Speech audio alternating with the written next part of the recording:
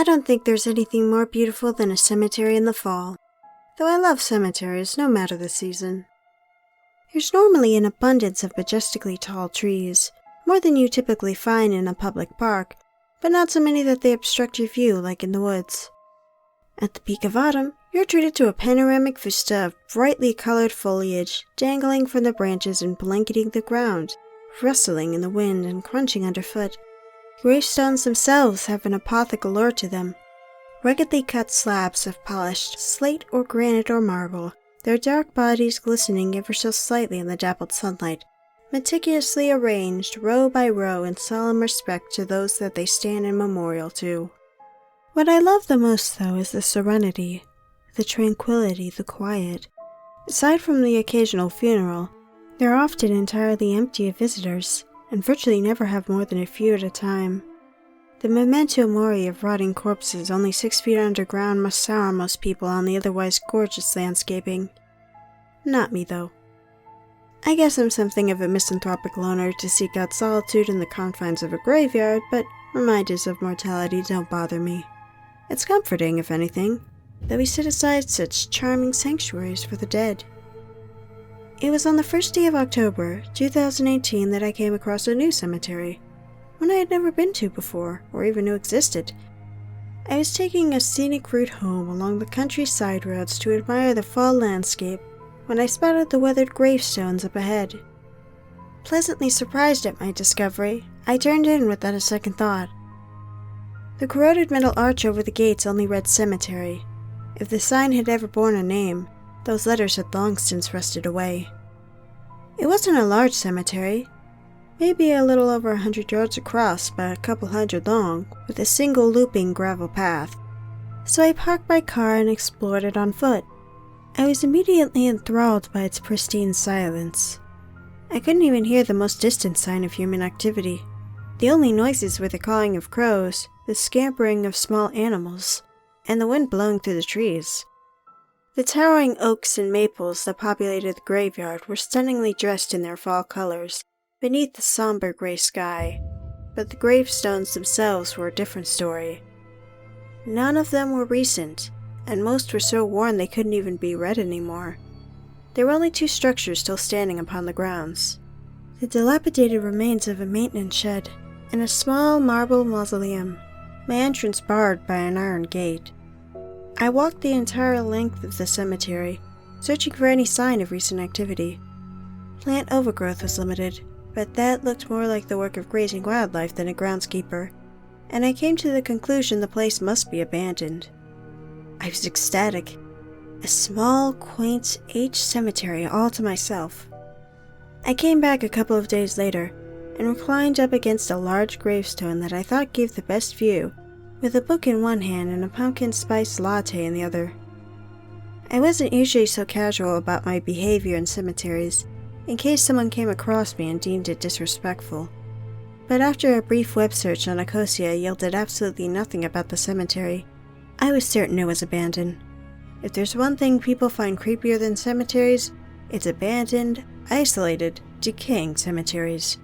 I was quite confident that I wouldn't be bothered, and that the long-forgotten person beneath me would be grateful for any attention at all after such prolonged neglect.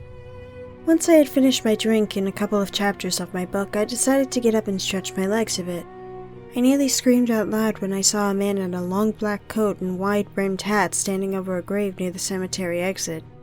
In a more ordinary cemetery, his presence wouldn't have been much cause for concern, but I was so utterly convinced that this place had been abandoned for ages that it seemed next to impossible that he was just paying his respects. My mind immediately assumed the worst, that he had seen me come in here and hoped to take advantage of my isolated state. If I were to scream at the top of my lungs out here, would anyone even hear it? I dropped back down behind the gravestone, waiting to see what he would do. He continued standing over the same grave, barely moving, and giving no indication that he even knew I was there. I pulled out my phone in the hopes of calling someone to pick me up, only to see that I had no reception. Not entirely unexpected given the rural area I was in, but I still cursed my luck. 20 minutes to half an hour went by with no change, and I realized it was starting to get dark soon. I decided it was better to walk past this guy in daylight than to risk being trapped with him in a graveyard at night. And it wasn't like I was completely defenseless either. Being a woman with a penchant for wandering by herself in lonely areas, I had made it a habit to carry a small can of mace on my person, and I had taken some basic self-defense classes.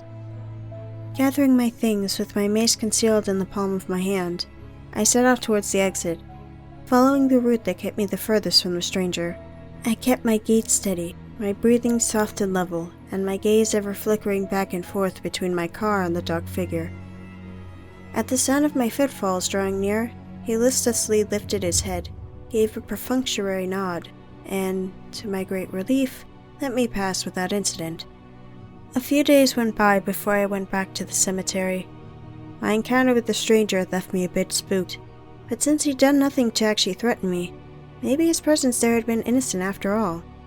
All I knew was that the spot was far too beautiful and secluded to give up without a more tangible threat to my safety. I went out for another leisurely country drive that eventually took me back to the cemetery. And as soon as I pulled into the entrance, there he was again. Or possibly there he was still, since he was standing over the exact same grave with his back to me. Part of me wanted to back up and get the hell out of there, but at that point, I was honestly more curious than scared. If he had intended to do me harm, he could have done it the first time we were in the cemetery together, and it didn't really make any sense that he would be lurking out in the open to ambush me days later on the off chance that I would come back. So, what the hell was he doing then? And how did he get here? I didn't see any other vehicles around, though that had escaped my attention during our first encounter. Now that I wasn't cornered, he didn't look nearly as threatening as he had before. Instead, he seemed a forlorn, almost tragic figure standing over that grave. My curiosity was piqued, and I was resolved not to give up the cemetery, so I decided to speak with him. Shooting off a text to an acquaintance as a minimal precaution, which didn't send immediately thanks to poor reception, and palming my mace, I stepped out of my vehicle and approached him. As I got closer, I became more confident, as I could see that his coat added a lot of bulk to him, and that he was actually a rather frail man. He had sharp cheekbones over sunken cheeks, and under darkly circled eyes. He was pale, but his skin also had an odd, almost silvery luster to it, if that makes sense. His hair was white, too white for someone who looked 50 at the oldest, but oddest of all were his eyes. They were this incredibly vibrant shade of green that stood out like two beryl gemstones in his silvery white face. It would be a shame to have to miss such beautiful eyes, I thought. Not that that would stop me. Excuse me, sir? I squeaked out when I was a few feet away from him. He raised his head and turned it towards me, his face sternly melancholic, but otherwise friendly enough. I apologize if I'm intruding, but I saw you by this grave a few days ago. It's got me wondering, since all the graves in this place seem far too ancient for any living person to have ever known the people buried in them, so I was just curious as to what you were doing here. The man nodded understandingly, seemingly aware of the oddness of what he was doing. The person buried here is an ancestor of mine. Never knew them personally, but their deeds have been felt throughout my family for generations. It's been our tradition to honor them for that, he said in a hoarse voice. I'm the last of my bloodline now, so the honor falls to me alone. I turned my gaze to the moss-covered grave, scrutinizing it as best I could, but failed to discern any identifying features other than the outline of a cross. There was a single purple rose placed upon the ground, and several silver dollars placed along the base of the gravestone. What about you, miss? He asked. What brings you to this place? Oh, I just like cemeteries, I admitted sheepishly. They're pretty and quiet. The man nodded with a slight smirk. How did you get here? I asked. Did someone drop you off, or do you live nearby? The latter. Very much so, he admitted, pointing towards an enormous evergreen tree. Beneath its sagging branches was a tent, along with some plastic totes and canvas bags. Oh, you're squatting here? I asked as sympathetically as I could. I was secretly relieved, since the situation was starting to make at least a little sense. A secluded place like this was the perfect place to squat, and his homelessness explained his emaciated frame, his poorly fit coat, even his prematurely white hair. But we're miles from the nearest store. You don't walk all the way there and then haul supplies all the way back, do you? I have enough to last me till the end of the month, he replied. After that, it won't matter. I mulled over asking what he meant by that, but decided better of it. I was unsure of his mental state, especially since I could see no evidence that this rather humble grave belonged to some venerated ancestor. I deemed it best to just let him believe whatever he wanted. I slipped the mace back into my pocket and pulled out my coin purse. May I asked, gesturing to the row of coins he had laid along the base of the gravestone. He nodded appreciatively, and I left a token payment to his ancestor, or him, for using their graveyard. Is it all right with you if I keep visiting? I really do like it here. It's not my cemetery, miss. Do as you please, he nodded. Thank you, I smiled. I headed back to my car for my coffee when I paused, tempted to ask him his name. I couldn't do that, though, without offering mine in exchange, and as harmless as he now seemed, I still thought it best not to give him any compromising information about myself. I visited the cemetery often for the rest of October, the foliage growing more vibrant and beautiful as the month progressed. I bought some pumpkins from a roadside stand and spent an afternoon carving them into jack-o'-lanterns and scattered them across the grounds. I befriended the semi-feral barn cats that came there to hunt. I played in the piles of leaves like a little girl, pressed my favorite ones into a scrapbook, and just generally did whatever the hell I felt like. One day I examined each grave one by one, noting down anything I found interesting. Angels and crosses could still be made out on some of the headstones, but the only legible words were generic phrases like gone too soon, beloved wife, husband, etc., and of course, may she, he, or they rest in peace. Not one gravestone still had a date or name left on it. It struck me as strange, of course, but I honestly had no idea what to make of it. Each time I entered the cemetery, I'd leave a few more coins by the ancestor's grave as an offering. Sometimes the man would be standing there, but sometimes he'd be in or around his tent. Other times he'd be walking around the rest of the graveyard. And on at least one occasion I wasn't sure if he was there at all, though I have no idea where he would have gone. We acknowledged each other politely, but spoke seldom. We were both there because we wanted to be left alone, after all. I do realize that me going by myself to a cemetery with a possibly crazy homeless man might sound reckless, but after the first time we spoke, I just never got the impression he was dangerous. There was only one time he took issue with any of my activities, and that was when I tried to gain entry to the mausoleum. I was fiddling with the lock, thinking it was so old I could probably just break it, when I felt his cold hand grab my shoulder from behind. That's a private mausoleum, miss. Not open to the public, he said firmly. Leave it be. Looking back on it, I will say that he probably wasn't justified in putting his hand on me when the reprimand alone would have sufficed. But at the time I just felt such an intense sensation of being caught doing something I wasn't supposed to, that I squeaked out an apology and scurried off to examine the maintenance shed instead. Most interesting thing I found there was one of those old non-motorized lawnmowers. On my next visit I brought him a deli sandwich, partially as an apology for my attempt at grave robbing, partially because I brought one for myself and didn't feel right eating it in front of a homeless person, but also in the hopes of getting some information out of him. He accepted it politely, but not exactly gratefully. More like it was a pack of store-brand socks from a secret Santa. He didn't seem to care what he ate or that he was underfed. He was sure he'd make it until the end of the month, and that was enough for him. So, how long have you been here already? I asked between bites of my Reuben sandwich. Since I buried my father, he murmured. Buried him here? I asked in surprise.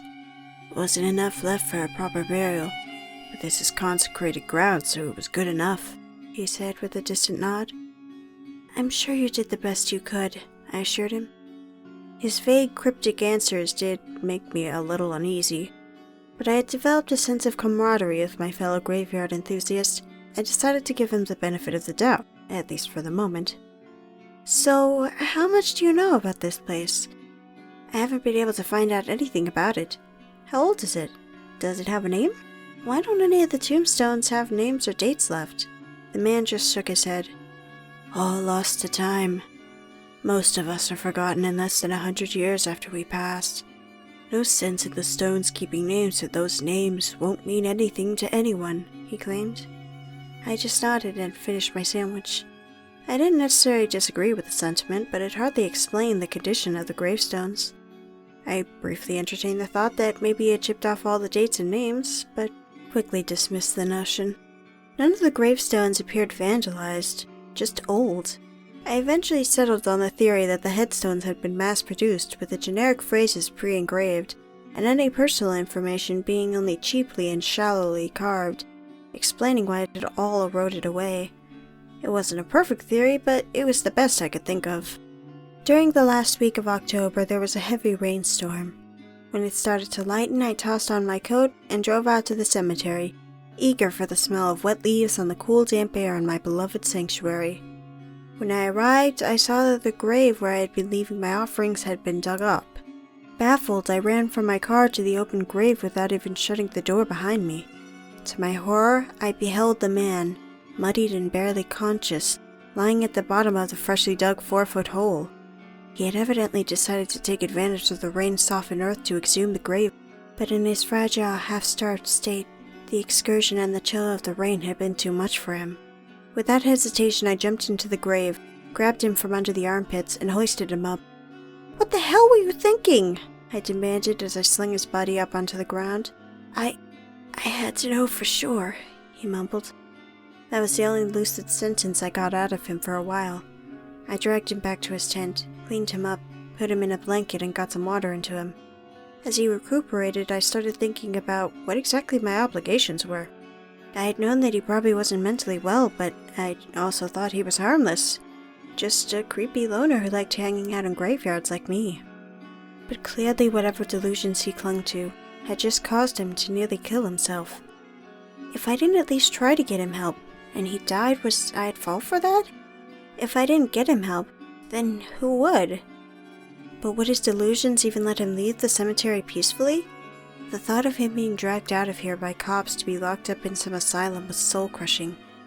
There was also the more selfish concern about what would happen to the cemetery if I brought it to the attention of government officials. I had fallen so in love with it, I had seriously started considering buying a camper and squatting here myself. "Thank you." I was roused from my contemplation by the shameful and apologetic murmur from my tent mate. "You're lucky I came here when I did, dummy," I said, giving him a punitive slap across the knee. "Otherwise you'd just be another nameless corpse right now. What were you trying to do? Do you even know?" "It doesn't matter," he shook his head. I groaned and shoved a cup of dollar store instant ramen into his hand. "Look, I can't stay here all night. Are you going to be okay by yourself?" I asked. "Yes, miss. I'll be fine. Thank you," he nodded. "Promise me you won't do any more digging, or anything else that might make you keel over," I demanded. "I promise, miss," he swore. I sighed and accepted that that would have to do. "I do have one small favor to ask, miss." "And what's that?" I asked as I put my raincoat back on. "Halloween's my last night here," he said. "If it's not too much trouble, would you mind seeing me off?" Now, I of course wanted to know where the hell he thought he was going, but given his mental state, I figured it wouldn't actually do any good to ask. If Halloween was some sort of locus for his delusions, then it was probably best for him not to be alone. "Well, it's not like I had any other plans," I acquiesced. "Sure, I'll be here at dusk. I'll bring drinks and stuff. We'll have a little Halloween party. I always meant to go to one of those." Halloween night came. I set out a bowl of fun-sized candy bars with a "Please Take Two" note posted to it, and drove off to the cemetery. I'd brought chips, dip, whiskey and ginger ale coolers, a sandwich platter, Halloween candy, my Bluetooth speaker, and a downloaded Halloween playlist that mostly had covers of This Is Halloween, Monster Mash, and spooky, scary skeletons. Maybe not the wildest evening, but it was literally the first party I'd ever thrown, so cut me some slack. When I pulled into the cemetery, I saw that he had placed a trash can in the center and started a bonfire, and surrounded it with my jack-o'-lanterns. I was a little concerned about the safety of this and that it might attract attention, but it did look amazing. And the night was cold enough that the warmth of the blaze would make the party much more enjoyable. "This looks awesome!" I cried as I got out of my car and donned my kitty mask, putting out the spread on my car's hood. "All I did was put some leaves in a trash can and light a match. You're the one who took the time to carve the pumpkins," he said humbly, perched upon a headstone and staring into the fire. "Yeah, I'm a real Michelangelo with gourds," I said sarcastically, handing him a fox mask. "This time you're not leaving me hanging. Tonight you're going to eat the food I brought, and you're going to enjoy it. You're my only guest, and I will not have you spoiling the evening for everyone else." "Yes, ma'am," he chuckled, helping himself to the sandwich platter. I pulled out my phone, hit play on my music app, and started dancing to Jonathan Young's cover of the Ghostbusters theme song. Normally I'm pretty self-conscious at social gatherings, to the point that I avoid them as much as I can without being rude, but since the only other person there was even more reserved than I was able to cut loose a bit.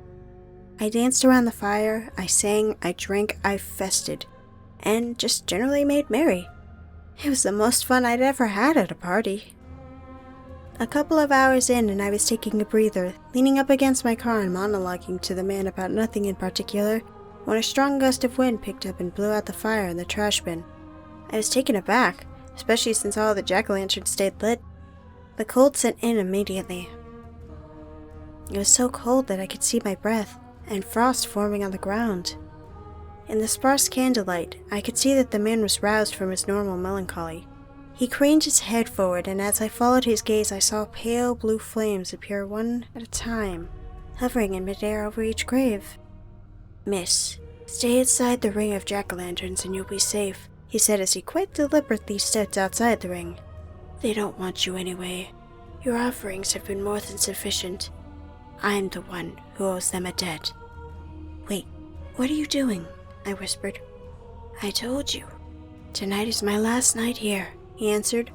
The wind picked up again, howling like a wild dog, and yet the seemingly weightless apparitions remained exactly where they were. "What are those things?" I asked, spinning around frantically at the surreal siege of Fool's Fire. "Will-o'-wisps," he said solemnly. "Spirits who've been dead so long that they no longer remember their human lives, and thus cannot summon human form. They appear here every All Hallows Eve, when the veil between the elder world and ours is weakest." "You've seen these things before?" I asked, bewildered at both the supernatural spectacle and his mundane reaction to it. "So they're not dangerous?" "No, they are, but the jack-o'-lanterns are effective wards against them," he assured me. The wisps started to move now, very gently and heedless of the wind, slowly bobbing towards me and the man. "Well, get in here then! What are you doing?" He hung his head and let out a long sigh of resignation. "I broke my promise to you," he confessed. "I finished digging up my ancestor, though I paced myself a little more this time. It was exactly what I was told it was. An immaculate corpse, incorruptible, perfectly preserved after laying in the earth for centuries. But despite its perfect condition, I can't tell you a damn thing about it, not even if it was a man or a woman. That was part of the deal they made with the Elder Things so long ago. They traded their identity to ensure the prosperity of our family. Burying their corpse here made the cemetery hallowed to the Elder Things. It's why there are no names on the graves anymore. The wisps stole them, desperate for any semblance of humanity. It's why this place is so hard for most people to perceive, let alone remember." "Listen to me. You're not thinking clearly. Those things are just oxidizing gases from the grave," I choked out, not believing it myself. "Let's just get in my car and leave, and you'll see we'll be fine. Do not leave that ring until they're gone," he ordered, the wisps slowly but steadily drawing nearer. "I have to do this. Part of my ancestors' deal with the Elder Things was that each of their direct descendants would sacrifice themselves as well eventually. And every one of us who broke that pact brought ever-increasing misfortune upon us, until there was just me. Thank you. I thought this place would be forgotten after I was gone. I don't know why you could see and remember it, but so long as you do, the wisps won't be able to steal its identity completely. So long as you remember me, they won't be able to steal mine. And you did make my last month just a little more pleasant. Thank you." The wisps were all around him now, spinning in a languid vortex, nipping at him gently as if testing his mettle. His breath hung thick in the air, frost began condensing on his skin and clothes, and he shivered like it was 50 degrees below zero. He reached into his pocket, pulled out a key ring. "The cemetery may not be mine, but the mausoleum is," he said, throwing the keys into the ring of jack-o'-lanterns. "It's yours now, and everything inside it." Before I could ask anything more, the wisps engulfed him en masse. He was smothered in the cold blue flames, but he didn't burn. Instead, each wisp seemed to take a bite out of him, each piece turning into dark fluid vapor within their flames, greedily devouring him without even leaving a skeleton behind. I, shamefully, was not a hero that night. I screamed, and I cried at the sight of him being eaten alive, weeping and cowering as the wisps circled my protective ring. All I could do was pray that the jack-o'-lanterns wouldn't burn out. Since that night, I've often wondered if I should be mad at him for inviting me to watch him die like that. If he had told me ahead of time, I never would have believed him and would have insisted on being there anyway, to make sure he didn't harm himself. Even afterwards, I wouldn't have believed it if I hadn't witnessed it myself. I never would have known what happened to him otherwise, and I'm glad that he didn't have to die alone, so I think it's better this way. It's hard to stay mad at the dead anyway. Once I knew exactly how special the cemetery really was, I followed through on my plans to live here. I gave my landlord my 1 month's notice, bought a camper and some solar panels, and set myself up near the woods in the back. I placed a proper front near the entrance where I throw my spare change in the hopes of placating any elder things that might be watching.